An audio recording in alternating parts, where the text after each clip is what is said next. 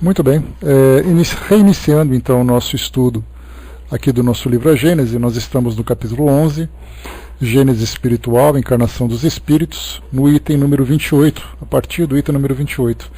Nós temos feito um estudo um pouco demorado nesse capítulo, exatamente primeiro pelo fato dele ser longo naturalmente, e segundo porque nos leva a muitas ilustrações para que a gente possa compreender esse assunto tão complexo que trata da encarnação dos espíritos, não apenas quando se fala sobre a fisiologia do espírito, mas o próprio aspecto filosófico da encarnação dos espíritos no que diz respeito à evolução do princípio inteligente, né? Então a gente tem ido devagar, com calma, sem pressa, para tentar aproveitar-se o máximo que esse assunto pode trazer para nós, lembrando sempre que a gente nem sempre tem a oportunidade de aproveitar esses assuntos com frequência, exatamente porque, pelo fato dos livros serem muito diversificados nos seus assuntos, a gente muitas vezes passa por um assunto e talvez reestudando o livro numa próxima rodada ou, por sorte, encontrando o mesmo tema numa outra obra que vem sendo estudada, né? Então, quando a gente passa por temas assim que são tão interessantes, tão palpitantes e instigantes, né, para os nossos estudos, a gente tem que ir com calma para tentar tirar o melhor proveito dele, né? Então esse capítulo em especial, o capítulo 11, é um desses que nos dão essa oportunidade de fazermos uma viagem aproveitando todos os aspectos do tema. Muito bem, no item hoje a partir do item número 28, e nós vamos também entrar num tema que é bastante polêmico, não para nós espíritas, mas para aqueles que observam a doutrina espírita de fora e tiram suas conclusões precipitadamente, pelo fato de terem uma visão superficial do assunto. Então, no item número 28, nós temos o seguinte. Vamos voltar um pouquinho só no 27, fazendo aqui o reaquecimento, recobrando aqui retomando o nosso raciocínio. Quando os espíritos, nós estávamos falando exatamente sobre, né, a encarnação dos espíritos. Aqui também aquela fase em que os espíritos deixam de encarnar num determinado mundo pelo fato de terem alcançado um determinado estágio evolutivo que já não é mais compatível com o ambiente onde eles se encontravam. Quando os espíritos alcançam em um mundo a soma de progresso que o estado deste mundo comporta, eles o deixam para irem encarnar em um outro mais adiantado, onde adquirem novos conhecimentos, e assim sucessivamente, até que a encarnação em um corpo material, não lhes sendo mais útil, passam a viver exclusivamente a vida espiritual, na qual continuam a progredir em um outro sentido e por outros meios. Quando chegam ao ponto culminante do progresso, gozam da suprema felicidade. Admitidos nos conselhos do Onipotente, conhecem seus pensamentos e se tornam seus mensageiros, seus ministros diretos no governo dos mundos, tendo sob suas ordens os espíritos em diferentes graus de adiantamento. Assim, todos os espíritos, encarnados ou desencarnados, em qualquer grau da hierarquia que pertençam, do mais pequeno ao mais elevado, têm suas atribuições no grande mecanismo do universo. Todos são úteis ao conjunto, ao mesmo tempo que a si próprios. Aos menos adiantados, como a simples serviçais, cabe o desempenho de uma tarefa material, a princípio inconsciente, depois gradualmente inteligente. No mundo espiritual há atividade por toda parte. Em nenhum lugar há ociosidade inútil. A coletividade dos espíritos constitui, de certo modo, a alma do progresso. É o elemento espiritual que atua em tudo e por toda parte, sob o impulso do pensamento divino. Sem esse elemento, só há a matéria inerte, sem finalidade, sem inteligência, tendo como único motor as forças materiais que deixam uma imensidade de problemas insolúveis. Pela ação do elemento espiritual individualizado, tudo tem uma finalidade, uma razão de ser, tudo se explica. Eis porque, sem a espiritualidade, o homem vai de encontro a dificuldades insuperáveis. Ou vai ao encontro, corretamente. Então, esse foi o último tema que nós estudamos no nosso encontro anterior. Então agora a gente continua a partir do item 28, dando sequência nesse mesmo assunto. Diz assim para nós, né? Bom dia, pessoal que chegou. No momento em que a Terra se encontrou em condições climatérias próprias à existência da espécie humana, os espíritos vieram nela encarnar. E se admitirmos que eles ali encontraram envoltórios prontos, que só tiveram que apropriar ao seu uso, compreende-se melhor ainda que eles pudessem nascer simultaneamente em vários pontos do globo. Bom, aqui esse assunto nos leva ao capítulo 7, que falava exatamente sobre a formação do nosso planeta, e nós tivemos a oportunidade de conversar sobre esse tema, de indicar filmes, documentários, né, naquela época, naquele momento em que nós estudamos, falando sobre a evolução dos seres vivos a partir de um determinado momento da história da formação do nosso planeta, quando já houve uma estabilidade climática, quando já houve uma estabilidade química, térmica, quando nós tivemos ambientes propícios para o surgimento da vida, né, inclusive surgimento esse que para nós ainda é um grande enigma, e como nós conversamos, as teorias, né, de geração espontânea, ou de que a vida tenha vindo através dos cometas, né, ou dos asteroides que vieram do espaço, aqueles primeiros micro-organismos unicelulares que talvez viessem congelados, né, naquelas pedras de gelo que chegavam do espaço. Então, ainda são teorias que são apresentadas para tentar explicar como surgiu a vida no nosso planeta. Mas o que interessa para nós é que ela surgiu. E a partir do momento do seu surgimento veio então o seu próprio desenvolvimento. Esse desenvolvimento fez com que esses seres se tornassem cada vez mais complexos, e não apenas em termos de organismos, mas também, analisando o comportamento deles, também a complexidade da evolução daquele princípio espiritual. Chegar para nós o momento, que é o que interessa, no momento em que os primatas começaram a esboçar uma inteligência superior aos demais animais. Dessa condição de primata chegaram então os humanoides, que são aqueles seres intermediários, aqueles que eram considerados o elo conectando o reino dos animais e o reino hominal. Então, durante muito tempo, a busca do elo perdido, como a gente conversou, foi um grande desafio para a nossa ciência, até que, a partir do século XVIII, a partir do século XIX, começaram a surgir, então, os primeiros fósseis que acreditavam ser animais. Depois, controvérsias surgiram, acreditavam que eram corpos humanos, e no fim das contas não era nem uma coisa nem outra. Eis aí, então, se abrindo para a ciência, um novo campo de exploração. E aí, aqueles vários níveis de evolução desses hominídeos, desde aqueles mais primitivos pelo formato de seus crânios, o mais significativo foi ali por volta da década de 1830, 1840, que ainda não havia grande divulgação porque era simplesmente uma peça encontrada. Mas depois outras peças foram encontradas, esqueletos foram encontrados, e hoje nós temos milhares deles encaixados em várias fases de evolução. Então deu para a gente poder acompanhar, pelo menos de modo superficial, porque a gente lembra que apesar dessas tantas espécies que foram encontradas, muitas delas não podiam ser simplesmente categorizadas, de falar exatamente assim onde houve um salto de uma espécie para outra, porque foi uma evolução tão sutil, com mudanças tão pequenas, que muitas vezes nós não percebemos. Seria mais ou menos como se nós fizéssemos uma comparação do corpo humano hoje ao corpo humano de 200 mil anos, quando a nossa espécie começou então a surgir nessa condição humana. Então, apesar de nós fazermos parte da mesma espécie, né, o homem do Homo sapiens sapiens, então havia algumas mudanças significativas no nosso organismo.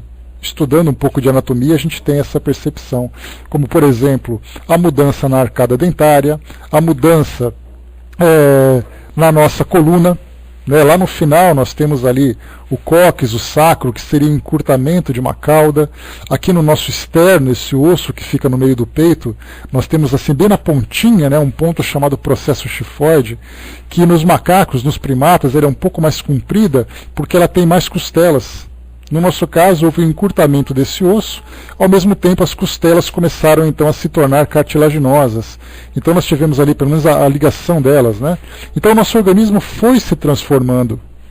O dente do siso, que no passado fazia parte natural, hoje nós temos assim algumas arcadas que não apresentam uma formação completa.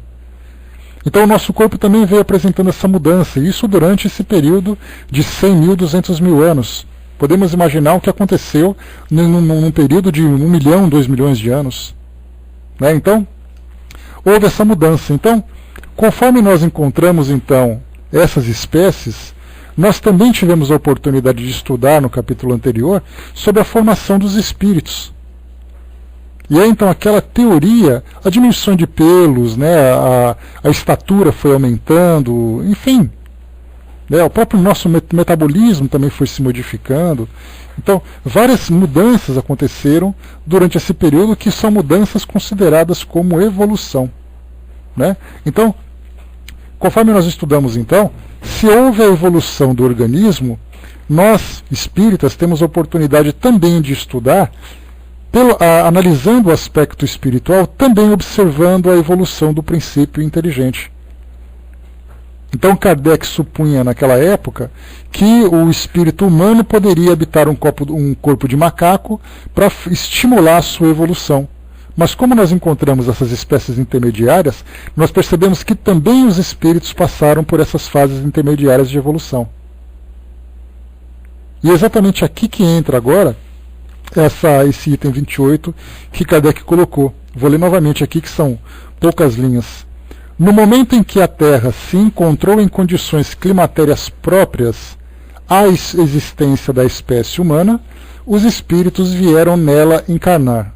Então esse é o primeiro ponto. Então no momento em que no reino animal nós começamos então a ter uma evolução, que simplesmente não sabemos como isso acontece.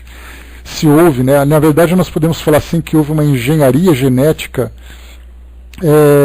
muito dinâmica partindo do mundo espiritual, estimulando essa transformação, ao mesmo tempo que nós tivemos também princípios inteligentes em condição mais evoluída, estimulando a formação desses novos corpos. Que é exatamente aquela teoria que nós já conversamos do modelo organizador biológico. Então nós nos perguntamos, os corpos evoluíram por uma questão de adaptação, como Darwin trouxe para nós, tratando da evolução das espécies, ou nós tivemos a influência dos espíritos que estimularam essa evolução? Nós podemos colocar que os dois fatores têm ali a sua contribuição. Então, tanto a natureza estimulou essa evolução, como o princípio espiritual também estimulou. Isso a partir da perspectiva espírita. A ciência, naturalmente, não tem essa preocupação em analisar as questões espirituais, já que a nossa medicina, a nossa biologia, analisa a vida orgânica, analisa a vida biológica. Então a questão espiritual ela fica não apenas em segundo plano, mas ela fica completamente descartada. Mas hoje nós temos que a própria medicina já começa a considerar o psiquismo humano, a questão espiritual dos seres humanos, né? Então nós temos aí também uma evolução nesse pensamento científico. Mas a partir daquele momento, então, espíritos nessa condição evolutiva começaram, então, a encarnar. E é aí que nós lembramos que o nosso planeta, hoje, numa fase de transição, de um mundo de provas e expiações para o mundo de regeneração, também já teve a sua fase de mundos primitivos. E aí, então, nessa fase primitiva, foi exatamente o momento em que esse princípio espiritual começou a engatinhar, começou a dar os seus primeiros passos. E nesses primeiros passos começou, então, também a esboçar a inteligência mais desenvolvida, o livre-arbítrio começando também a aflorar, valores começaram também a se apresentar de um modo diferenciado. E isso tudo a gente lembra que não apenas espíritos primitivos reencarnaram aqui, mas o interessante é que, provavelmente, aí é uma teoria que a gente acaba apresentando baseado naquilo que nós estudamos, que também espíritos numa condição um pouco mais evoluída também estiveram aqui. exatamente para estimular a evolução daquela grande massa de espíritos na condição primitiva, que é o que acontece hoje. Kardec já trouxe para nós, aqui no final do livro A Gênese, quando fala sobre essa mudança planetária que nós estamos vivendo, a encarnação de espíritos mais evoluídos, para nos ajudar nesse desenvolvimento, tanto intelectualmente como moralmente. Então nós temos assim que, se hoje nós temos a oportunidade de conviver com seres, com espíritos numa condição mais evolutiva, como por exemplo Emmanuel, Joana de Ângeles, que são espíritos que, Dr. Bezerra de Menezes. Então o próprio Divaldo Franco, numa entrevista que ele deu, ele conversava que esses espíritos nessa condição mais evolutiva terão também a oportunidade de encarnar para ajudar no desenvolvimento do planeta, embora agora não seja o momento para que todos eles reencarnem. Então já tem ali aquela informação de que Emmanuel já tenha reencarnado a partir ali do início, dos anos 2000, Joana de Ângeles também ele tem ali uma previsão de encarnação num determinado momento, e dentre tantos outros que são anônimos, mas que estão no mesmo patamar evolutivo. Isso porque o nosso planeta já apresenta condições para eles reencarnarem, para apresentarem seu projeto de trabalho. Nesse momento, se eles reencarnassem, nós podemos dizer que seria um grande desperdício, porque teriam projetos para apresentar, mas não teriam a resposta nossa aqui como encarnados. Então, na verdade, nós não podemos, como Kardec coloca isso, apresentar grandes mestres para ensinar a alfabetização. Então, para a alfabetização, nós temos ali professores naquela fase do ensino do magistério, depois nós temos professores numa condição mais avançada de um ensino fundamental, depois do ensino médio, depois do ensino superior, depois em pós-graduações e assim sucessivamente.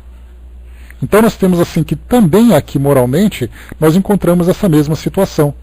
Não temos aqueles grandes filósofos que chegam entre nós simplesmente porque nós não ainda conseguimos compreender a mensagem que eles trazem para nós. Temos, sem dúvida nenhuma, aqueles grandes reformadores, filósofos, aqueles que foram fundadores de grandes filosofias, de grandes religiões, que vieram trazer sua mensagem para que depois outros auxiliares dessem continuidade nesses ensinamentos. Então, no momento em que o nosso planeta apresentou condições para que nós, na condição humana, ou pelo menos aqueles espíritos na condição de humanoides começassem a reencarnar, o nosso planeta então deu um salto. E a gente pode imaginar então o grande trabalho que o mundo espiritual teve e a grande atenção que o nosso planeta chamou para o mundo espiritual nesse momento de transição de um planeta muito primitivo na sua formação, e quando ele começou então a receber espíritos nessa condição mais evoluída. O cuidado que os espíritos teve, a grande dinâmica nesse trabalho, o trabalho que foi feito não apenas biologicamente, mas espiritualmente, trabalhando também na própria formação do nosso planeta, coisa que nós simplesmente não conseguimos compreender. De que forma que os espíritos trabalham na estabilização do nosso planeta. Quanta coisa aconteceu enquanto nós estávamos aqui. O Brás colocou, a era da razão é muito recente aqui, né? Olha, Brás, eu concordo com você que provavelmente a partir da Idade Média, quando nós tivemos ali, embora na época, na Idade Antiga, nós tivéssemos ali gregos, romanos, que traziam para nós grandes conceitos filosóficos, provavelmente a partir da Idade Média, quando nós tivemos ali o renascimento cultural, da razão você fala, podemos colocar assim que as primeiras civilizações, como por exemplo os sumérios, que viveram onde hoje é ali o Irã, o Iraque, aquela região do Oriente Médio, os sumérios, tivemos ali também os egípcios, começaram a apresentar realmente esse comportamento, modificando aquilo que existia no nosso planeta. Basta a gente pegar o livro de história, um livro de história escolar, que nós encontraremos essas primeiras civilizações. Então nós tivemos ali, sumérios, depois nós tivemos os hebreus, inclusive a Bíblia é uma grande fonte de informação, depois tivemos egípcios, tivemos chineses, tivemos os indianos, depois vieram fenícios, gregos, romanos, aqui depois na Europa também tivemos civilizações importantes, naquele período, e começaram a fundar as primeiras, no caso dos sumérios, por exemplo, as primeiras cidades-estados, com estrutura administrativa, com religião, com religiões, com culturas, com produções, né? Então seria nesse período de 10 anos para cá que nós tivemos realmente a manifestação do intelecto, da razão no nosso planeta, né? Então foi realmente nesse período. Quando você falou razão, a primeira palavra que me veio na mente foi ciência, né? Então nós podemos dizer que a ciência começou a aflorar mesmo a partir do renascimento cultural na Idade Média, ali a partir do século XVI, mas a razão mesmo começou a se manifestar saindo da pré-história, né? Naquele período de aproximadamente 10 mil anos, mais ou menos, né? Então de fato foi assim. Basta a gente lembrar, né, Brás, que a religião hoje considerada a mais antiga foi exatamente aquela que se desenvolveu entre os Vedas na Índia, né? Então ela tem ali de aproximadamente 6 mil, 7 mil anos. Não da forma como nós vimos hoje o hinduísmo, né? Mas aquelas fases primitivas lá naquele começo, começou naquela região. Mas o homem, né, nessa sua busca da espiritualidade, sempre esteve presente em todas as sociedades. Elas começaram a se estruturar de um modo mais ou menos organizado em determinadas regiões do nosso planeta. E nesse mesmo item, continuando, ele diz assim para nós, né? E se admitirmos que eles ali encontraram envoltórios prontos, que só tiveram que apropriar ao seu uso, compreende-se melhor ainda que eles pudessem nascer simultaneamente em vários pontos do globo. Aqui Kardec dá continuidade naquele raciocínio anterior, que imaginando que espíritos humanos reencarnaram em corpos ainda em formação. Então hoje nós podemos deduzir que espíritos também em formação habitavam esses corpos em formação. E aí, conforme os corpos foram evoluindo, espíritos mais evoluídos também chegaram e começaram a dar esse formato que nós compreendemos hoje. E o detalhe importante, né, que é até um fato curioso, que nós lembramos que quando nós falamos sobre a formação do nosso planeta, naquela época em que nós tínhamos aquele grande continente chamado Pangeia, ele começou então a se separar. Aí veio, né, essas conclusões foram tiradas, né, observando os contornos, por exemplo, do Brasil, se encaixando exatamente naquela região do oeste da África. Então perceberam que houve a expansão continental, né, motivado pela deriva continental, que eram os continentes flutuando sobre o magma.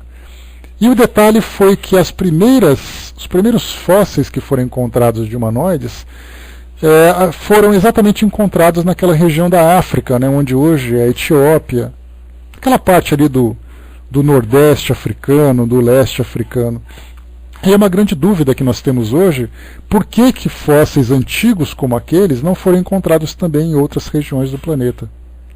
Mais evoluídos, né, como na Alemanha, como na França, no caso de um homem de Neandertal, nós vimos também lá no Oriente, foi encontrado um outro fóssil, né, mas nós percebemos que a grande concentração desses esqueletos, desses fósseis, foram encontrados na África, naquela região.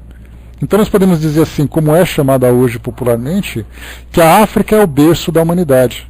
E a partir dali, então, os homens, já em busca de ambientes propícios para o seu desenvolvimento, começaram então a caminhar em direção a várias partes do planeta.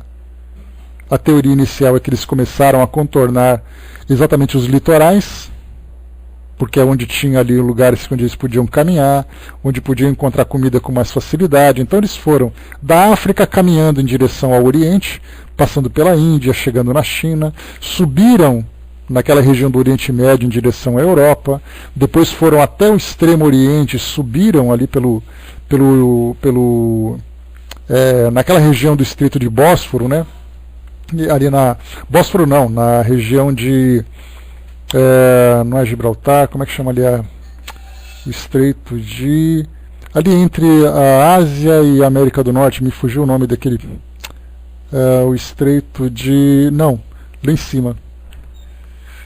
lá no Alasca, junto na Rússia, ali naquela ponta alta. Vou lembrar já, vamos em frente. Né? Quem sabe lembra. Então, naquela região, aquele congelamento, então eles começaram a passar para a América. Então tem aquela teoria, não, Madagascar também não, é uma ilha ali na África. Então, vou lembrar, calma. Começaram a chegar pela América. Então há a teoria de que os indígenas que viviam aqui na América vieram ou navegando, né, naquela região ali do Pacífico em direção ao Chile, vindo das ilhas do Sudeste Asiático, ou então migraram exatamente por aquele estreito lá no alto, descendo pela América do Norte até chegar na América do Sul. Então isso aconteceu durante milhares e milhares e milhares de anos, até milhões de anos. Isso caminhando. Essa é a teoria que você tem hoje da povoação, do povoamento, Estreito de Bering. Obrigado, Tuti. Então, o Estreito de Bering ligando em cima aquele ponto do Alasca com aquele ponto da Rússia. Então, houve aquele grande congelamento, né, na época de inverno, criando uma grande ponte. Então, a teoria é que esses grupos começaram, então, a caminhar em direção àquela região, aqui é a nossa região, né? Então, Kardec coloca assim que começaram a nascer simultaneamente em várias partes do globo. O que para nós tem uma certa lógica. Mas a pergunta é, né, mas por que a ciência não conseguiu ainda encontrar, ou por que esses resquícios do passado não foram encontrados ainda fora dessa região da África? Então, quando se fala Mãe África, não é à toa que tem esse nome, pela quantidade de esqueletos de hominídeos que foram encontrados naquela região.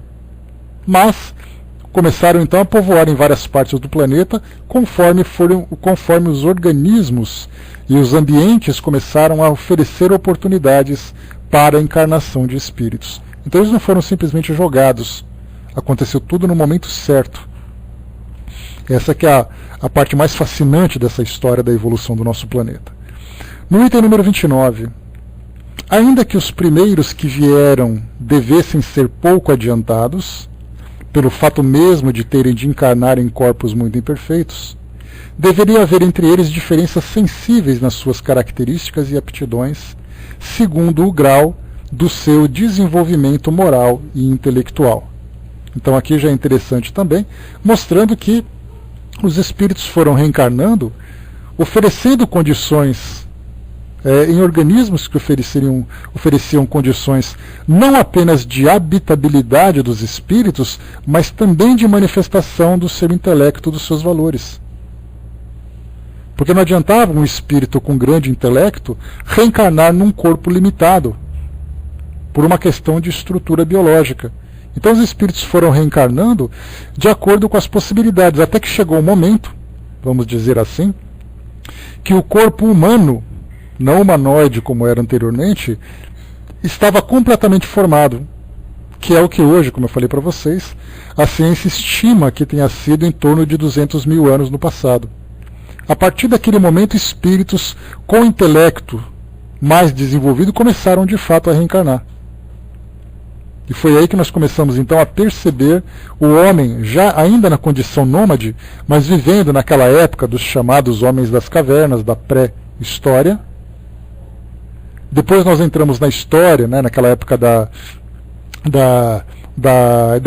Idade da Pedra, né, pedra lascada, pedra polida, depois entramos na fase dos metais, começamos a chegar nas primeiras civilizações e assim a humanidade começou a evoluir.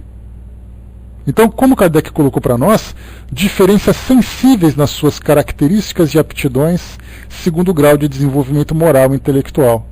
Então não havia grandes saltos, mas havia, sem dúvida nenhuma, aqueles grupos de espíritos que de alguma forma se destacavam sobre os demais. Muitas vezes eram vistos como deuses, vistos como grandes líderes, que não era por acaso. Eram espíritos que vieram para cá para dar uma direção no desenvolvimento daquelas sociedades primitivas. E continua. Os espíritos similares se agruparam naturalmente por analogia e simpatia. Assim, a Terra viu-se povoada de espíritos de diversas categorias, mais ou menos aptos ou rebeldes ao progresso. Aqui para nós já vem uma parte fascinante, né? Que Kardec naquela época, ele não tinha a informação que nós temos hoje. Hoje nós estudamos sobre todas as civilizações antigas do passado, com muitos detalhes que nós temos hoje, como, por exemplo, a história da Índia do passado, a história do Oriente do passado, a história da Oceania no passado. Lembrando que a Oceania foi descoberta ali no século XVIII, né, mais ou menos 1770, 1780. Então, quer dizer, os europeus chegaram ali, os ingleses chegaram naquela região e encontraram então os aborígenes, que a gente já conversou, né, que eles têm uma característica muito física, muito peculiar. Assim como também os primeiros colonizadores chegaram na África, ali naquela época também do século XVII, século XVIII. Depois os portugueses chegando aqui na época de 1500, isso eu falo em termos de colonização, né, na África, né, mas claro que há muito tempo a África já era conhecida dos europeus. Mas então a gente começa a estudar hoje, né, as sociedades pré-colombianas, aqui falarmos dos maias, dos incas, dos astecas, na região da África, né, região subsaariana, região setentrional, na Europa, falar dos vikings lá em cima na Escandinávia, depois fala todos os povos. Mas a pergunta que nós fazemos hoje, que essa é a parte fascinante, por que esses espíritos reencarnaram nessas regiões especificamente? O que fazia com que eles tinham essa afinidade, tanto cultural, como intelectual, como moral? Nós sabemos que eles reencarnaram. Por que um grupo de espíritos reencarnou na África, outro grupo de espíritos reencarnou aqui na América, uns vivendo como africanos, outros vivendo como índios, outros vivendo como europeus, outros vivendo como asiático? O que determinou exatamente essa separação cultural? Porque até hoje se pergunta assim, né, mas como é que surgiram as primeiras línguas, os primeiros idiomas dentro da cultura tradicional hebraica? Nós temos ali a grande Torre de Babel, em que Deus, descontente com a ganância do homem e com o desejo de se elevar ao céu, construindo aquela grande torre, de repente, do nada, todos começaram a falar línguas diferentes. Mas na verdade isso não passa de um folclore. Mas estudando um pouco de antropologia, nós voltamos no tempo e começamos a perceber então que os homens, que as linguagens foram surgindo naturalmente, elas foram se desenvolvendo, cada uma com sua própria característica. Nós, por exemplo, aqui no Brasil, falamos uma língua derivada do latim, dos países latinos. Mas nós temos também linguagens dos francos, linguagem dos orientais, linguagem dos anglicanos. Cada grupo falando uma linguagem diferente e completamente diferente. Basta a gente pegar uma comparação do português com o mandarim, falado na China. Basta nós pegarmos a semelhança que existe entre o italiano, o espanhol, o português. Então, estudando essa questão das linguagens, nós percebemos que as linguagens não foram simplesmente inventadas. Elas se desenvolveram de acordo com cada grupo. Como isso aconteceu, não sabemos. Até mesmo aqui no Brasil, o Brasil lembrou aqui do Tupi-Guarani também. Como surgiu tudo isso? A cultura de cada grupo, as canções, as religiões, a arte. Estudando esses livros antigos de história que eu comentei com vocês, nós temos assim, cada capítulo, porque é apresentado de uma forma muito abreviada, né, uma forma muito superficial, apenas para a gente ter assim, um conhecimento básico daquilo que foi apresentado. Quem quiser estudar um pouco mais, precisa buscar mais informações em outros recursos. Mas você pega um livro de escola, você tem ali, por exemplo, egípcios. Aí tem ali administração, religião, economia, arte. E aí monta então, e sociedade, aí monta aquele pequeno, é feito então aquele pequeno fichamento. Depois nós vamos para os romanos. Aí temos ali também economia, administração, religião, cultura, filosofia. Os gregos a mesma coisa, os orientais a mesma coisa, os hebreus a mesma coisa. Então tem esse fichamento abreviado, resumido, do que foi exatamente aquela sociedade. Mas aí então nós começamos a colocar, se nós pudéssemos preencher fichas, cada sociedade com a sua própria ficha, e espalharmos sobre uma mesa, e tentarmos fazer uma conexão entre elas, nós percebemos que, eventualmente, alguma cultura influencia a outra. Mas, de um modo geral, nós percebemos que, pelo fato de estarem distantes, elas têm cultura completamente diferentes. Mas aí nós percebemos o quê? Que se analisarmos separadamente, nós não entenderemos como as coisas surgiram. Mas se percebemos que todos os povos que habitaram o nosso planeta no passado são formados por espíritos que partiram da mesma origem, nós percebemos então que esse conhecimento não surgiu naturalmente no mundo físico, mas ele foi trazido do mundo espiritual. E aí então esses grupos foram se juntando por afinidade, dando desenvolvimento naquilo que eles já traziam naturalmente. Essa é a parte mais fascinante quando nós começamos a estudar a história do ser humano, a história da humanidade. Então, mais uma vez, os espíritos similares se agruparam naturalmente por analogia ou por simpatia. A Tuti colocou, o que não entendo, no livro A Caminho da Luz, diz que quando os capelinos vieram para o planeta Terra, já tinha aqui a raça negra amarela, então já havia tido junção do humano e do primata. Tuti, vamos fazer o seguinte, a ideia dos capelinos, aquele grupo que veio de Capela, lá da constelação do Cocheiro e tudo mais, ele acaba sendo um tema polêmico quando nós damos esse nome. Então para neutralizar isso tudo, vamos fazer o seguinte: houve uma migração de espíritos aqui para o nosso mundo que estimulou o nosso desenvolvimento. Não importa de onde eles tenham vindo. Tenham vindo de Capela, tenham vindo de outros mundos, não importa de onde eles venham. Então partimos desse princípio. Vamos neutralizar os rótulos. O detalhe é que eles vieram para cá, segundo aquilo que foi apresentado para nós por obras que complementam aquilo que nós temos na codificação. Quando eles chegaram aqui, nós já tínhamos sociedades formadas. Eles não vieram para cá naquela época do passado.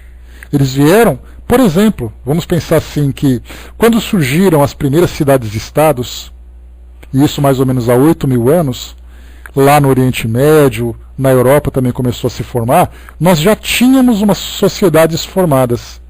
Mas elas começaram então a ser estimuladas em outros aspectos com a migração desses espíritos que vieram para cá.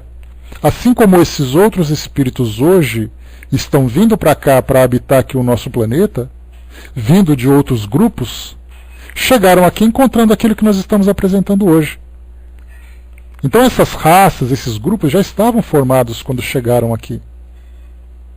Então eles já traziam conhecimentos de ciência, já traziam conhecimentos de filosofia, conhecimentos, valores morais, embora não tão desenvolvidos, mas para nós que chegaram aqui, quando eles chegaram aqui, eles já traziam, é como se fossem alunos repetentes de uma escola, chegando numa escola que tem um nível cultural muito baixo.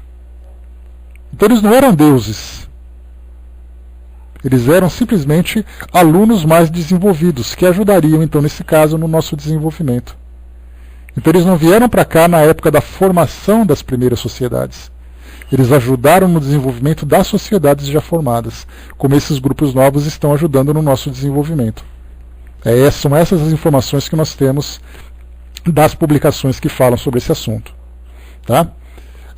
Deixa eu ver aqui, a Cindizinha colocou, não vieram povoar a Terra, mas ajudaram no desenvolvimento. Exatamente. O povoamento veio por esses espíritos que estavam se desenvolvendo.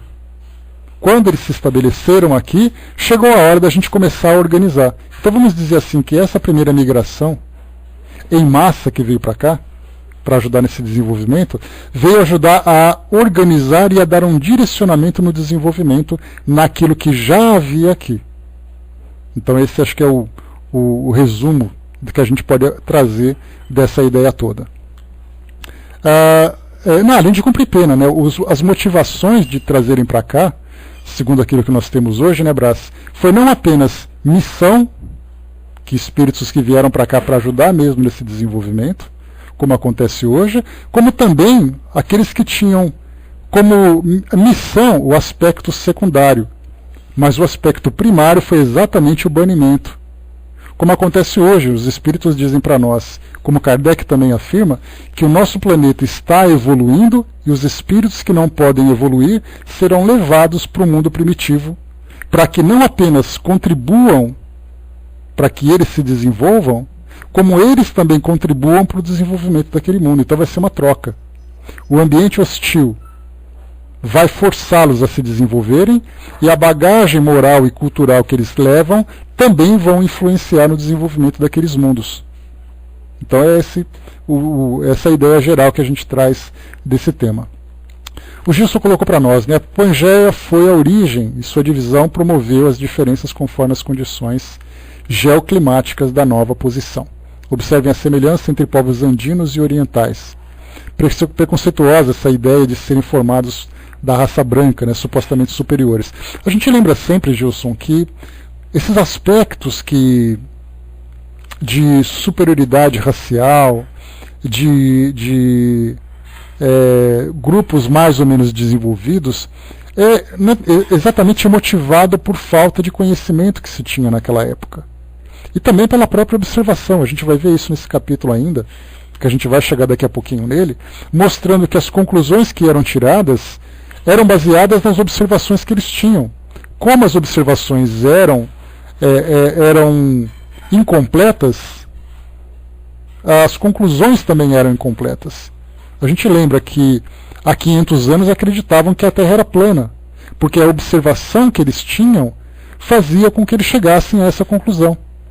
Depois de uma observação mais detalhada, perceberam o nosso planeta sendo redondo, a ideia de que o nosso planeta era o centro do universo, observações mais detalhadas depois perceberam então, e o próprio desenvolvimento da ciência fez com que nós chegássemos ao entendimento de que o universo é muito maior do que nós podemos imaginar. Né? Então, vários detalhes, né?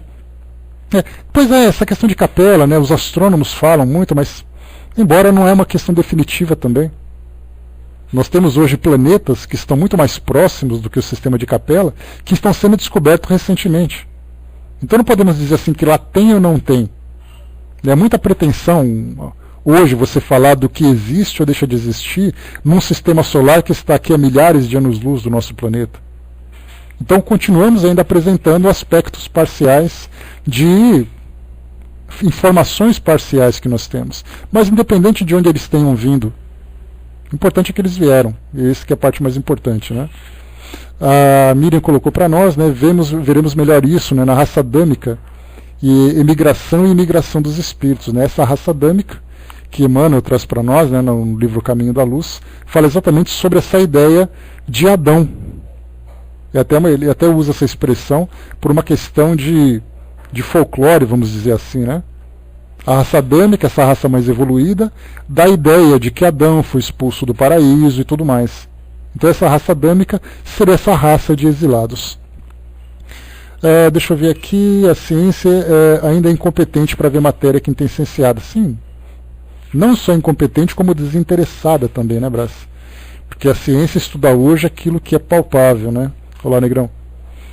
Vamos então aqui continuar aqui para a gente acelerar um pouquinho, para aproveitar mais melhor aqui o nosso tema. Assim a Terra viu-se povoada de espíritos de diversas categorias, mais ou menos aptos ou rebeldes ao progresso. Esses corpos, recebendo a influência do caráter do espírito e se reproduzindo de acordo com os respectivos tipos, originaram as diferentes raças, seja quanto ao aspecto físico, seja quanto ao moral. Os espíritos similares, continuando a encarnar de preferência entre os seus semelhantes, perpetuaram as características distintivas físicas e morais das raças e dos povos que só desaparecerão com o tempo, mediante a fusão e o progresso dos espíritos. Aqui nós entramos agora num tema, como eu falei para vocês lá no início, que ele acaba sendo bastante polêmico. Por quê? Tem uma referência aqui de Kardec quando ele fala da Revista Espírita de julho de 1860, falando sobre frenologia e fisiognomia. São dois temas que a gente vai ver daqui a pouquinho. O que significa isso? Ele começa a falar então a respeito da evolução dos povos ou melhor, da evolução, da evolução dos espíritos de acordo com a condição evolutiva de cada raça. Vamos voltar um pouquinho no tempo, para a gente poder chegar naquela época da Europa do século XIX. Nós tínhamos ali as primeiras colonizações, porque até então eram apenas visitações. Os europeus não tinham aquela pretensão de colonizar, de fato, a África da forma como aconteceu.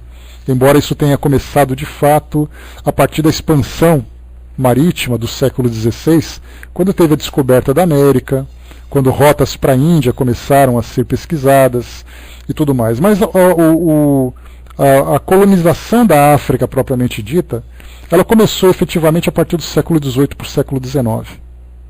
Então os europeus foram para a África e começaram a pesquisar a respeito dos recursos naturais que eram interessantes para eles. E aí encontravam então tribos africanas extremamente primitivas, comparadas com aquilo que eles tinham no ambiente onde eles viviam. Então encontraram tribos de pigmeus, indivíduos vivendo no meio da selva, tribos de canibais, tribos que caçavam para poder sobreviver. Então eles deram de cara com esse aspecto. Ficaram naturalmente impressionados. Levaram então gravuras, já que não havia fotografias naquela época. Então eles desenhavam, levavam, vamos dizer assim, entre aspas, espécimes africanas para a Europa para poderem ser apresentados, assim como aconteceu aqui nas Américas também. Quando vieram os espanhóis lá para a América Central, levaram indígenas, levaram aves, levaram comidas, levaram artes para a Europa para apresentar para todo mundo. Então os europeus, que tinham ali uma história milenar de desenvolvimento de civilização, a gente lembra que o Império Romano, ele teve ali uma fase de, no seu auge, na época de Jesus, há 2000 anos. Então os europeus tinham uma visão de desenvolvimento que a África não tinha.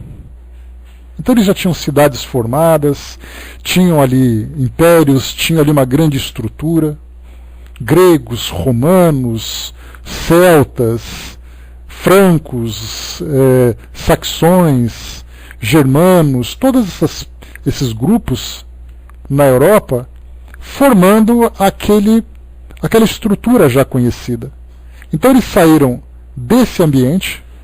A França, logo após a Revolução Francesa, logo após revoltas culturais, revoltas científicas, revoltas filosóficas, eles chegam num lugar onde as pessoas fogem de leões, onde alguns grupos se alimentam de outros grupos, onde o indivíduo caça macaco para poder comer, onde ele está pelado, com uma aparência muito diferente do europeu. Então, quando eles se deparam com a África, a primeira imagem que eles têm é a seguinte: aqui é um lugar inferior a onde nós vivemos. E qualquer um tira essa conclusão. Como os europeus chegaram aqui, encontraram os índios nus, andando na praia, enquanto os europeus chegaram em caravelas, trazendo conhecimento de ciência, sabendo ler e escrever, escrevendo livros, poesias, artes. Então nós tínhamos grupos primitivos na Oceania. Quando os ingleses chegaram lá e encontraram a Oceania, colonizaram a Oceania a partir daquela época. Ela foi descoberta no século XVI, mas foi colonizada a partir do século XVIII. A África, a mesma coisa.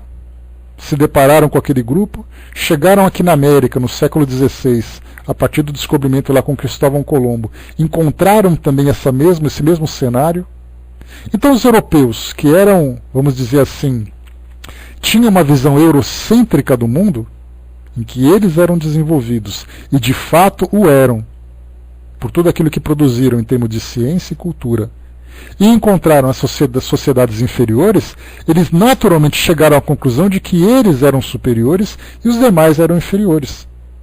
E a partir desse aspecto, de fato o eram. Não há como negar. De nós pegarmos tudo aquilo que a Europa produziu na sua história, em termos de cultura e ciência, e comparar com aqueles grupos que eles encontraram. Então, quando eles falavam que a raça negra era inferior, não era a raça em si, em termos de discriminação racial, é em termos de resultado das observações que eles tinham daquilo que eles encontravam na África. Sem falar na época da escravidão. Porque os europeus, na sua época da história antiga, também escravizavam. Os egípcios escravizavam os hebreus, os europeus escravizavam gregos, escravizavam povos considerados bárbaros. Os babilônios escravizavam os hebreus também. Então, quer dizer, é aquela história do mais forte escravizando o mais fraco. Esse é o ponto inicial. Então, na época da escravidão, nós tínhamos o quê? Europa, Inglaterra, Espanha, Portugal, tendo colônias aqui nas Américas, e tinha como mão de obra escrava africana. Então eles olhavam para os escravos como sendo de fato uma raça inferior. Escravizavam por uma questão cultural, fraterna. Você escravizava o mais fraco para produzir para você. É uma questão cultural, isso sempre aconteceu na história da humanidade. Isso não foi uma coisa exclusiva que aconteceu aqui na América. Desde os tempos mais primitivos isso já era assim. É a lei do mais forte, o mais forte dominando o mais fraco. Simplesmente assim. Então não existe, quando nós começamos a compreender a natureza humana e a sua evolução desde a sua fase mais primitiva, a gente não fica mais espantado com esse tipo de comportamento. Porque a gente entende por que isso aconteceu. Mas hoje, quando nós alcançamos um grau de conhecimento mais evoluído, nós combatemos esse tipo de diferenciação. Mas ela ainda existe. Então nós tivemos dos livros publicados por Kardec, quando ele falava sobre a perfectibilidade da raça negra, quando ele falava sobre os chineses como sendo inferiores, eles falavam isso pelas observações que eles tinham. Baseado no quê? No conhecimento cultural que eles apresentavam. Então nós vemos muitas pessoas hoje que muitas vezes criticam a doutrina espírita, chamam Allan Kardec de racista. Pelo fato dele ter escrito que os europeus eram superiores à raça negra. E também aos chineses. Sem conhecer o aspecto histórico que o levou, não apenas ele, mas os próprios europeus, a chegarem a essa conclusão. Ou seja, os levaram a concluir que eram superiores pela diferença cultural que eles apresentavam. Então quem fala que é racista, que chegam a afirmar, aqueles que são mais enfáticos nas suas críticas contra a doutrina espírita, fala que a doutrina espírita é racista. Pelo fato de ter sido publicado isso naqueles artigos. Mas sabe qual é o detalhe interessante? Quando se assiste, por exemplo, filmes do Velho Oeste, grande parte daqueles que eram serviçais dos americanos no Velho Oeste eram chineses. E eles eram perseguidos também. Aqui no Brasil, nós tínhamos uma lei que proibia a imigração de chineses para cá. Aqui a nossa mão de obra era escrava, aqui a imigração só poderia ser de europeus, e os chineses eram proibidos por lei, porque eles eram vistos como uma raça que não era agradável. Sabe-se lá por que motivo, talvez pelo seu estilo de vida, pela gritante diferença cultural que havia entre os asiáticos e aqui os brasileiros. Então a nossa lei também proibia. Então é interessante quando nós pegamos críticos que dizem que a doutrina espírita era racista, sendo que o Brasil era um país escravagista e o país discriminava os chineses por uma questão de diferença cultural. Então percebe que é uma agressão feita à doutrina e uma crítica feita a Kardec sem conhecimento da própria raiz, sem conhecimento da própria forma de viver. Sem falar do extermínio de índios, que aconteceu aqui no Brasil. Então, muito bem, aqui Kardec falou sobre essa questão de diferença racial, a questão da frenologia e a questão da fisiognomia. Vamos conhecer um pouquinho sobre essas duas culturas. A frenologia, que era muito comum naquela época, também chamada de cranioscopia. É um texto que eu vou ler para vocês aqui. Obrigado, Cinzinha. Frenologia é o estudo da estrutura do crânio de modo a determinar o caráter das pessoas e sua capacidade mental. Esta pseudociência baseia-se na falsa assunção de que as faculdades mentais estão localizadas em órgãos cerebrais na superfície deste que podem ser detectados por inspeção visual do crânio. Ou seja, a frenologia naquela época na Europa, e também nas Américas eram feitas assim, era a observação do formato do crânio. Então ela palpava o crânio da pessoa, fazia medições sobre pontos do crânio da pessoa, para determinar características não apenas do seu intelecto, mas também características da sua personalidade. E continua. O físico vienense Franz Joseph Gall, em 1758-1828, afirmou que existem 26 órgãos na superfície do cérebro que afetam o contorno do crânio, incluindo um órgão da morte, presente em assassinos. Gall era advogado do princípio use-o ou deixe-o. Os órgãos do cérebro que eram usados tornaram-se maiores e os não usados encolhiam, fazendo o crânio subir ou descer com o desenvolvimento do órgão. Esses altos e baixos refletiam, de acordo com Gall, áreas específicas do cérebro que determinam as funções emocionais e intelectuais de uma pessoa. Gall chamou esse estudo de cranioscopia. Outros, como Johann Caspar Spuckheim, que espalhou a palavra na América, e George Combe, que fundou a Edinburgh Phrenological Society, prosseguiram com ainda mais divisões e designações do cérebro e do crânio, como o espírito metafísico, ou o it. Em 1815, Thomas Foster chamou ao trabalho de Gall e Spuckheim frenologia. Frenos significa mente, e o nome pegou. Os frenologistas avançaram a noção de que o cérebro humano é um lugar do caráter, percepção, emoção, intelecto, etc. E as diferentes partes do cérebro são responsáveis por diferentes funções mentais. Nisso estavam corretos. Contudo, como nesse campo apenas era possível o estudo do cérebro de mortos, os frenologistas apenas podiam associar as diferentes estruturas dos órgãos que supunham funções mentais que, por sua vez, eram associadas ao contorno do crânio. Pouco era feito para estudar o cérebro das pessoas com problemas neurológicos conhecidos, que podia ter ajudado no progresso da localização de partes do cérebro responsável por específico funcionamento neurológico. Em vez disso, a localização das faculdades mentais era selecionada arbitrariamente. Os primeiros trabalhos de Gall foi com criminosos e doentes, e os seus órgãos refletem esse interesse. Spuckheim livrou-se de coisas como o órgão do roubo e o órgão da morte, e mapeou o cérebro com áreas como benevolência e autoestima. Apesar da frenologia ter sido desacreditada e não tendo qualquer método científico, ainda tem defensores. Permaneceu popular especialmente nos Estados Unidos ao longo do século XIX e deu origem a outras caracterologias pseudocientíficas como a craniometria e a antropometria. A frenologia foi defendida por Ralph Waldo Emerson, Horace Mann, Boston Medical Society, quando Spuckheim chegou em 1832 para a American Tour. Foi publicado então em jornais científicos e tal.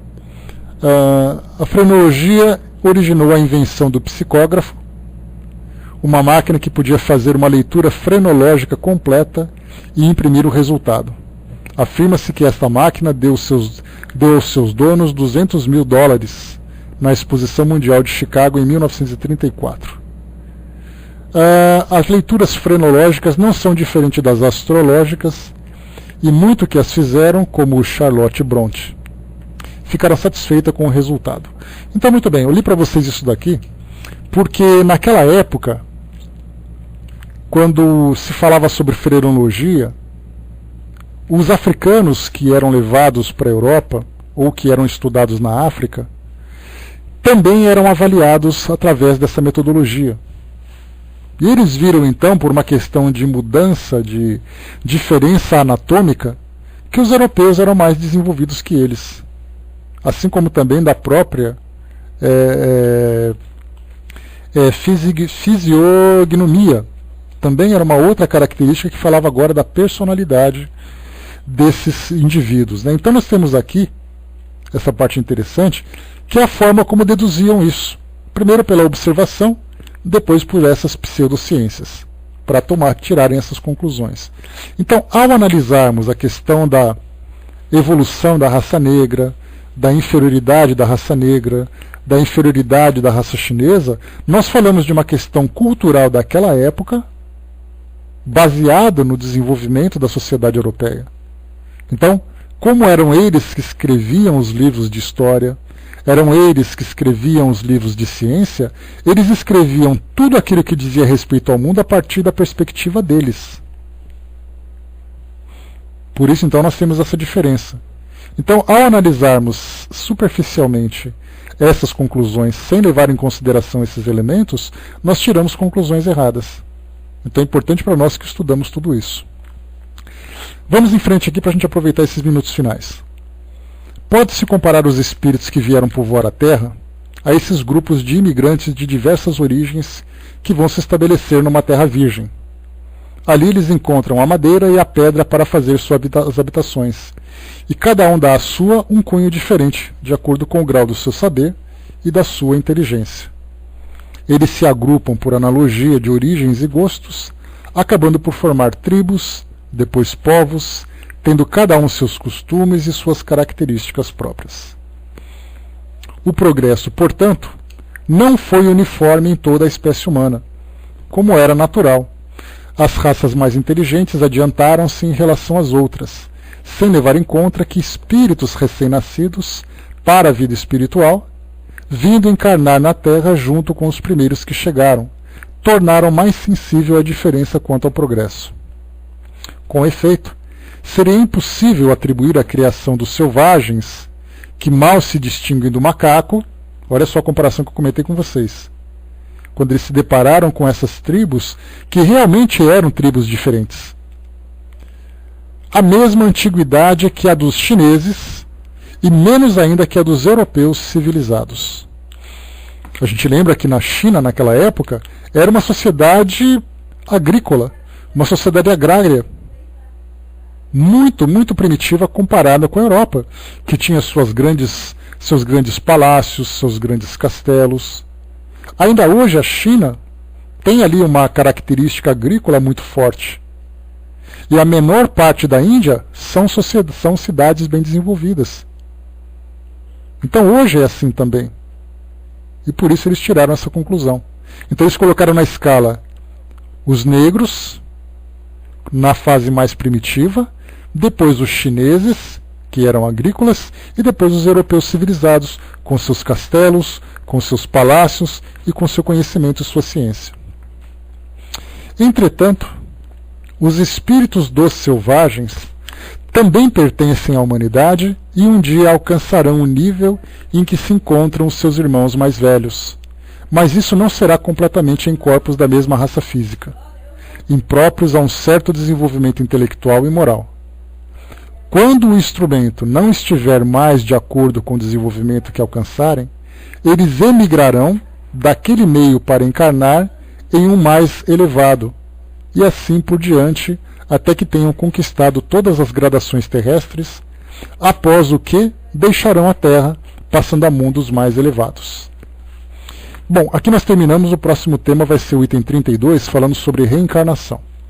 Aqui eu só queria completar para vocês que na Revista Espírita de 1862, no capítulo que fala sobre frenologia, o tradutor trouxe para nós uma observação interessante.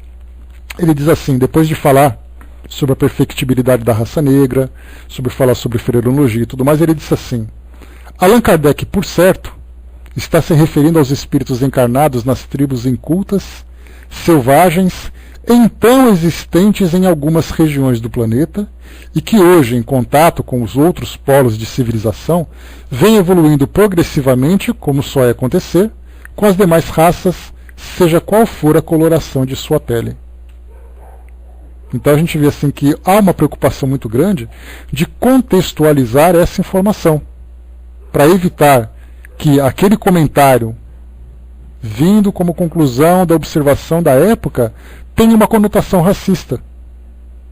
Era uma questão simplesmente objetiva para eles. A gente lembra que os escravos negros que vieram para cá durante aquela fase de colonização do Brasil, século XVII, século XVIII, até mesmo século XIX, nós lembramos que a própria igreja, que tinha uma cultura europeia, julgava que eles não tinham alma. Daí então o direito de escravizá-los. Então nós vemos que tudo era o quê? Uma questão cultural, contextual e temporal. Hoje nós temos essa visão diferenciada. E já toda essa diferença que nós temos hoje, de ver, por exemplo, a África como um continente subdesenvolvido, é uma questão não apenas de uma avaliação intelectual de superioridade ou inferioridade, mas resultado de exploração, resultado de uma colonização, resultado do entendimento da falta de apoio, de amparo para o seu desenvolvimento. Então, se a África é pobre, na sua maioria dos países, a responsabilidade é daqueles que exploraram e não permitiram seu desenvolvimento também. Então nós temos ali uma série de fatores hoje que podemos analisar essa questão das colonizações. O Brasil tem uma característica de subdesenvolvimento, teve durante muito tempo, e ainda hoje, embora seja um país emergente com muita dificuldade, segundo a análise de historiadores, por uma questão de colonização, pela forma como foi colonizada. O Brasil era uma colônia de exploração, enquanto os Estados Unidos era uma colônia de povoamento. Dois métodos completamente diferentes de colonização. Lá estavam povoando com famílias, com estruturas e tudo mais. Aqui era explorar e tirar. E depois de muito tempo nós conseguimos então adquirir a nossa independência e a partir dessa independência o nosso próprio desenvolvimento. Então a responsabilidade até mesmo do Brasil, me recordo inclusive de Kardec, numa carta que ele recebeu de algum país aqui da Europa, aqui da América do Sul, comentei com vocês isso no nosso estudo anterior, ele falava assim, impressionante ver o Livro dos Espíritos entre os selvagens. Eu não me recordo se era na Colômbia ou se era no Equador, mas nós falávamos de um país no meio da Amazônia. Um europeu em Paris falando isso, com alguém que vive no meio da Amazônia, que conclusão que ele pode tirar? Então é essa o entendimento que nós temos que ter a respeito dessa ideia de superioridade ou inferioridade. E se nós temos hoje regiões do planeta onde existe uma questão mais primitiva, é porque espíritos primitivos também estão encarnando lá. Agora um detalhe interessante. Hoje nós vemos por uma questão de comparação, vendo, por exemplo, isso é claro e notável para todos nós, os Estados Unidos como sendo, se não talvez uma das nações mais desenvolvidas economicamente e também intelectualmente do planeta. Isso para nós é claro. Ninguém vai discutir que a grande tecnologia nos Estados Unidos é uma coisa comum para eles, enquanto nós estamos aqui tentando desenvolver o básico para todos nós, por uma série de fatores. Agora o detalhe, independente de bandeiras nacionalistas, de fronteiras, a gente tem que pensar o seguinte. Vamos supor que eu seja um cientista, um espírito, com grande conhecimento científico e que veio trazer uma contribuição para a humanidade. A pergunta é, onde eu escolheria nascer? Em qual país, em qual região eu reencarnaria para dar continuidade nos meus projetos e para apresentar exatamente, para desenvolver meu conhecimento aqui na humanidade, aqui no nosso planeta? Eu escolheria um país na África? Eu escolheria um país na América do Sul? Ou eu escolheria um país com grande desenvolvimento para acompanhar aquilo que já existe? Nós vamos chegar a essa conclusão muito fácil. Então, na verdade, não é um espírito, não é o americano que é o mais desenvolvido. Os espíritos que reencarnam nessa região, por merecimento, ou por prova, ou por expiação, ou por missão, vai exatamente porque aquele ambiente oferece para ele as condições propícias para o seu desenvolvimento. Assim acontece. De pensarmos, por exemplo, por que Chico Xavier encarnou no Brasil e não na China? Por que ele não encarnou nos Estados Unidos? simplesmente porque, em termos de questões espirituais, o Brasil era o país mais propício para receber a doutrina espírita e também para os missionários para desenvolver o espiritismo. Então isso acontece em termos de religião, em termos de cultura, em termos de ciência, em termos de cultura. Cada espírito reencarna num ambiente por afinidade a princípio, mas também para que possa se desenvolver de acordo com as condições que são apresentadas. Se eu sou um espírito rebelde, um espírito primitivo, um espírito agressivo, e eu preciso reencarnar, onde eu vou reencarnar? Num ambiente onde seja favorável para o meu desenvolvimento e onde eu não atrapalhe o desenvolvimento de outros grupos. Imagine um grupo de espíritos que são extremamente perturbados, extremamente agressivos e vão reencarnar numa sociedade pacífica. Sendo que essa sociedade não tem merecimento para passar por provações tão difíceis. Eles vão reencarnar num ambiente propício para o seu desenvolvimento. Então, quando nós falamos assim, nossa, mas os americanos são aqueles que mais fazem, os europeus são aqueles que mais fazem, os orientais são aqueles que mais fazem. Fazem porque oferecem condições para que espíritos que fazem reencarnam lá. E cada um no seu ambiente, de acordo com a sua necessidade. A gente sempre tem que olhar por isso. Não é o espírito do americano, o espírito do inglês, o espírito do alemão que é mais desenvolvido. É um espírito que tem determinada condição que reencarnou naquele lugar. Porque em termos de condição espiritual, analisando o nosso planeta em termos de percepção espiritual, não existem fronteiras. Não importa qual a nacionalidade. A questão de nacionalidade é um apego nosso que estamos aqui. Nós damos preferência. Eu gosto de ser brasileiro, eu gosto de ser esse lugar, eu tenho inveja do outro, eu sou invejado por tal. Isso é uma questão de apego, de inferioridade humana, que nós só temos essa visão materialista. Mas para o mundo espiritual, o espírito vem onde ele tem que vir. Por que Kardec reencarnou na França? Exatamente porque a França oferecia condições para a doutrina espírita florescer. E aí nós conhecemos um pouquinho. Olha, fraterno, eu nasci em São Paulo, torci para o Timão, entendeu? Nasci espírita. Alguma coisa certa ou errada tem nessa história, mas aqui é que eu vim parar, né? Então estamos aí. Então, é assim que a gente percebe essa questão do planejamento de espíritos para a formação das nossas sociedades.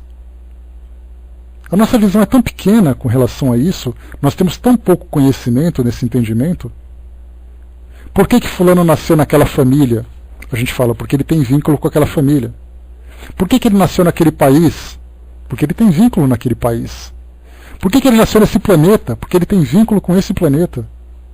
E assim a gente vai ampliando cada vez mais a nossa visão, percebendo que cada coisa acontece porque existe não apenas uma determinação, mas uma questão de afinidade, por uma questão de necessidade, por uma questão de planejamento. Planejamento. A Europa não era mais desenvolvida? De onde vieram os cientistas mais desenvolvidos do planeta? Da Europa. De onde vieram os melhores artistas? Da Europa. E por que isso tudo? Porque aquela civilização, aquela sociedade, oferecia condições para que eles viessem para cá. Não que os outros não tenham, mas a gente fala onde houve aquelas grandes concentrações. De pegarmos, por exemplo, Michelangelo, Da Vinci, pegarmos Thomas Edison, pegarmos... podemos citar nomes e nomes e nomes aqui. Tesla, por que não? Sim, exatamente, Zé, grande observação. Santos Dumont nasceu no Brasil. Onde que ele foi desenvolver o conhecimento que ele tinha? Na França. Os irmãos Wright nasceram nos Estados Unidos, porque lá já oferecia condições tecnológicas para isso. E assim a gente vai chegando a essas conclusões. Hoje, quando nós temos um profissional aqui no Brasil que tem um curso superior, onde normalmente ele busca um grande conhecimento de formação de pós-graduação para fazer seu mestrado e doutorado, ele não ganha de bolsa de estudo para estudar fora? Muitos espíritos renascem, reencarnam num país como o nosso, adquirem conhecimento fora e aplicam esse conhecimento aqui. Mas quando o trabalho que eles têm que desenvolver já é um trabalho de nível superior, eles têm que encontrar um ambiente superior em termos de estrutura e conhecimento. É simples assim para a gente poder entender. Fechando por aqui, pessoal. Tirando então, acalmando um pouco agora o nosso raciocínio para a gente chegar, para a gente absorver um pouco mais essa nossa análise. O Nando colocou, nesse sentido que Kardec quis dizer que a China era atrasada porque tudo estava acontecendo na Europa, e não foi assim exatamente, Nando. Imagina se você pega, por exemplo, um grande cientista como Thomas Edison, um grande pesquisador como Charles Darwin, um grande pensador como Allan Kardec, e coloca ele na China, numa China agrária do século XIX. O que vai acontecer com a bagagem dessas pessoas? Ela vai conseguir se desenvolver? Obviamente que não. Ela vai ser sufocada pela cultura, sufocada pela limitação. Então tudo acontece da forma certa. Não tem como a gente querer mudar isso. Essa questão de regionalismo, de nacionalismo, é uma questão materialista, uma visão materialista limitada da nossa parte. Então comece a analisar isso de uma forma mais específica. Por que Jesus nasceu, por exemplo, lá no Oriente Médio? Porque era onde a cultura monoteísta começou a se desenvolver a partir dos hebreus. Todas as demais eram politeístas. Quantos deuses tem na Índia? Quantos deuses tinha na Europa? Buda aproveitou aquela questão da Europa também, porque a gente não sabe, não tem como a gente definir, Gilson, do nosso ponto de vista, por que fulano nasceu em tal lugar. A gente tira essas conclusões superficiais. Então a filosofia oriental, ela já tinha uma condição para que Buda pudesse inserir novas sementes para o seu desenvolvimento. Mahatma Gandhi nasceu na Índia, por quê? Por algum motivo. Então é assim que a gente começa a analisar esses grandes nomes, essas grandes mentes vinculadas a esses grupos por determinados motivos que nós ainda não compreendemos. Para isso haveria necessidade de nós estudarmos mais profundamente aquela região, a sua história, a história daquelas personalidades e coisa e tal. Mas do pouco que a gente consegue perceber, a gente vê como isso é claro e notório para todos nós. Percebendo que não é o mundo que fez o mundo do jeito que ele é, mas o mundo se tornou assim por tudo aquilo que foi trazido do mundo espiritual. Estimulado, direcionado por aqueles que organizavam a formação do nosso mundo e o nosso desenvolvimento também. Então cada coisa no seu tempo, cada coisa no seu lugar e cada coisa na sua condição. Vamos lá, fechando por aqui então, pessoal. Mais uma vez aqui, nós vamos então para o nosso item número 31. Vamos para o item 32, falar sobre reencarnação, aqui no nosso livro A Gênese. Lembrando mais uma vez, como eu disse no início, amanhã nós não teremos estudos, eu estou com uma série de compromissos que são pontuais na parte da manhã, então amanhã nós não teremos estudos, na quarta-feira nós voltamos